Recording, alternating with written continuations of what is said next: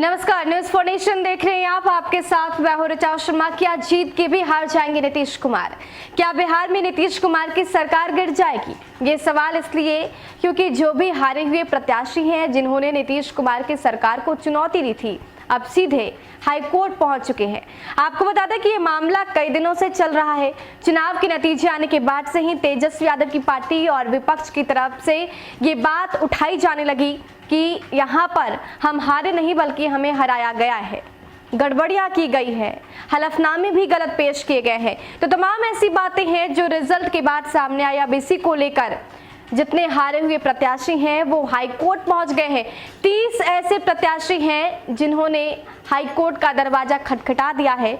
आगे की क्या कुछ प्रक्रिया है और ये प्रत्याशी कौन कौन से हैं आपको बता दें। बिहार विधानसभा चुनाव में पराजित कई उम्मीदवारों ने पटना हाईकोर्ट में दायर याचिका कर विजयी उम्मीदवारों के चुनाव को चुनौती दी है। लगभग हर पार्टी के उम्मीदवारों ने हाईकोर्ट में चुनाव याचिका दायर की है। किसी ने फर्जी वोटरों से वोट डलवाने को तो किसी ने गलत हलफनामे दाखिल करने का आधार बनाकर याचिका दायर की। जानकारी के अनुसार अब तक 30 से ज्यादा चुनाव याचिकाएं दायर की गई है। गौरतलब है कि विधानसभा, लोकसभा और राज्यसभा के चुनाव को हाईकोर्ट में ही चुनौती दी जा सकती है।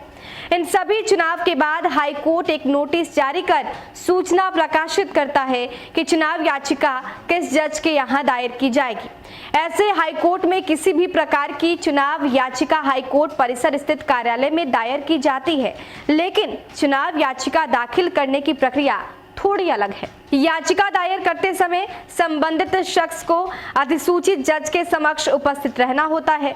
बरबीघा के कांग्रेस प्रत्याशी गजानन शाही, बैकुंठपुर से भाजपा उम्मीदवार मिथिलेश तिवारी, परिहार विधानसभा क्षेत्र से आरजेडी प्रत्याशी ऋतु कुमार, झाझा के राजद उम्मीदवार राजेंद्र प्रसाद सहित कई निर्दलीय उम्मीदवारों ने भी चुनाव याचिका दायर कर विजयी उम्मीदवारों के चुनाव को चुनौती दी है। आपको बताएं कि जन प्रतिनिधित्व कानून के अनुसार विधानसभा चुनाव के बाद हाईकोर्ट बतौर निर्वाचन ट्रिब्यूनल इस चुनाव याचिकाओं पर सुनवाई करती है। चीफ जस्टिस के आदेश से संबंधित जज को चुनाव याचिका पर सुनवाई करने के लिए अधिकृत किया जाता है। अब तक लगभग 30 चुनाव याचिकाएं दायर किए जाने की बात कही जा रही है। चुनाव संबंधित मामलों के वकील शशिभूषण कुमार मंगलम ने बताया है कि अब तक उन्होंने विधानसभा चुनाव में 7 पराजित उम्मीदवारों की ओर से चुनाव याचिकाएं दायर की है। उन्होंने बताया कि अधिकतर मामलों में नामांकन के समय दिए गए हलफनामे में आधी अधूरी या फिर गलत जानकारी के बिंदु पर ही निर्वाचित हुए विधायकों के निर्वाचन की वैधता को चुनौती दी गई है। जानकारी के अनुसार बरबीघा के विधायक और ऐसे कई विधायक हैं जिन्होंने जीते हुए प्रत्याशी को चुनौती दी है और हाईकोर्ट का दरवाजा खटखटाया है। तो अब 30 प्रत्याशी पहुंच गए हैं हाईकोर्ट और उन्होंने याचिका भी दायर कर दी है। उनका कहना है कि इसमें धांधली की गई है। कुछ ने कहा है कि हल्फनामा जो पेश किया गया था वो गलत था, यानी कि कोई ना कोई मुद्दा बनाकर ये याचिका दायर की गई है। किसी ना किसी आधार पर सामने वाले प्रत्याशी को, जीते हुए प्रत्याशी को चुनौती दी गई है और ये कहा गया है कि चुनाव में गड़बड़ियां हुई है।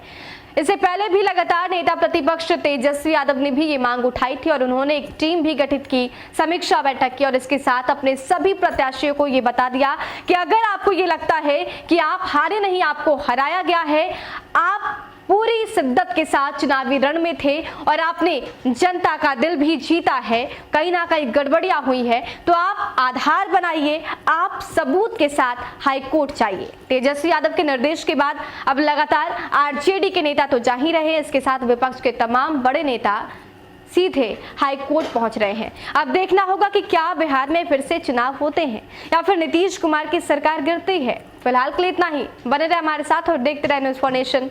नमस्कार।